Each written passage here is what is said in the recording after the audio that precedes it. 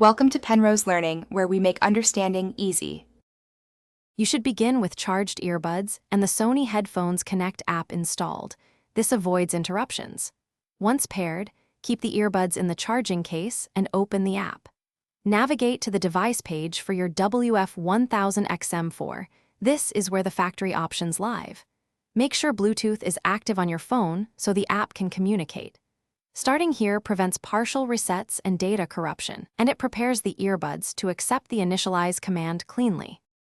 Once you reach the device settings, choose Reset or Initialize and tap Initialize to begin. You must confirm when prompted. The app will send the commands while the earbuds remain in the case, so do not remove them or close the lid.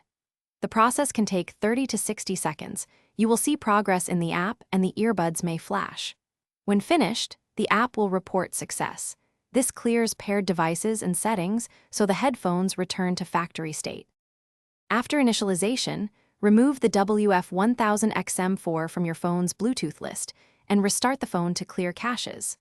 Once the phone is back up, open the charging case near the phone and follow the app's pairing flow to set them up again. If pairing or initialization fails, make sure the case and earbuds are fully charged and retry Initialize in the app.